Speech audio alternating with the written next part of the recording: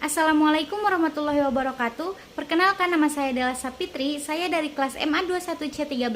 Saya di sini ingin membahas sedikit tentang pajak dan siapa aja sih yang wajib membayar pajak. Menurut Undang-Undang Nomor 28 Tahun 2007 tentang Ketentuan Umum dan Tata Cara Perpajakan KUP, pajak adalah kontribusi wajib kepada negara yang terutang oleh orang pribadi atau badan yang bersifat memaksa berdasarkan undang-undang dengan tidak mendapatkan imbalan secara langsung dan digunakan untuk keperluan negara bagi sebesar-besarnya kemakmuran rakyat.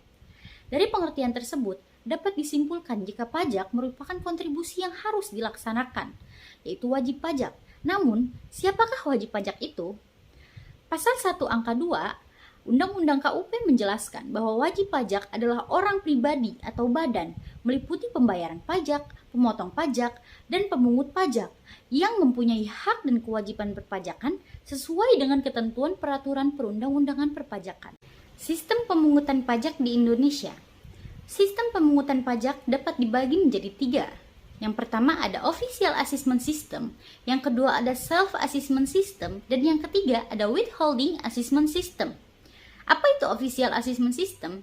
Yaitu adalah sistem pemungutan yang memberi wewenang kepada pemerintah atau bisa disebut fiskus untuk menentukan besarnya pajak yang terutang oleh wajib pajak.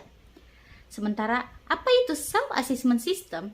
Yaitu sistem pemungutan yang memberi wewenang sepenuhnya pada wajib pajak untuk menghitung, memperhitungkan, membayar, dan melaporkan sendiri besarnya pajak yang terutang. Lalu terakhir ada Withholding Assessment System. Apa itu Withholding Assessment System? Yaitu sistem pemungutan yang memberi wewenang kepada pihak ketiga, bukan fiskus dan bukan wajib pajak yang bersangkutan untuk menentukan besarnya pajak yang terutang oleh wajib pajak. Fungsi pajak terbagi menjadi 2. Yang pertama ada fungsi penerimaan dan yang kedua ada fungsi mengatur. Fungsi penerimaan, pajak berfungsi menghimpun dana dari masyarakat ke kas negara untuk pembiayaan pengeluaran-pengeluaran pemerintah. Sedangkan fungsi mengatur, pajak berfungsi sebagai alat untuk mengatur struktur pendapatan di tengah masyarakat.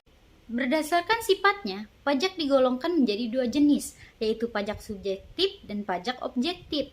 Kedua pajak ini merupakan 2 konsep yang berkaitan dengan cara penentuan besarnya pajak. Yang pertama ada pajak subjektif.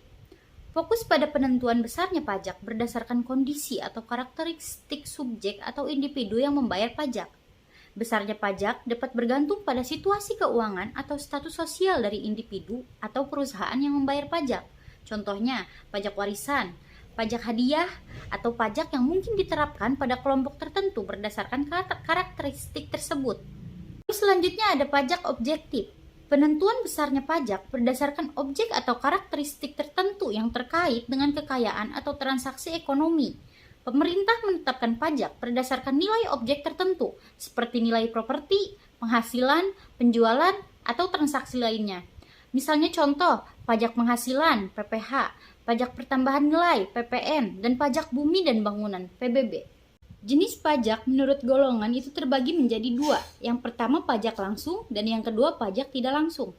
Pajak langsung adalah pajak yang pembebanannya tidak dapat dilimpahkan kepada pihak lain, tetapi harus menjadi beban langsung wajib pajak yang bersangkutan. Contoh misalnya pajak penghasilan.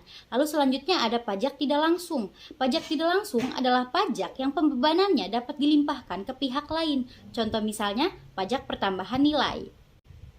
Contoh jenis pajak pusat dan pajak daerah. Yang pertama ada pajak penghasilan yaitu PPh. Yang kedua ada pajak penambahan nilai yaitu PPN.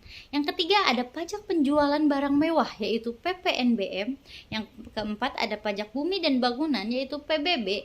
Yang kelima ada bea perolehan hak atas tanah dan bangunan yaitu PBHTB. Dan yang keenam ada pajak hotel. Yang ketujuh ada pajak restoran. Sekian info yang dapat saya berikan. Kurang lebihnya mohon dimaafkan. Wabillahi taufik. Wassalamualaikum warahmatullahi wabarakatuh.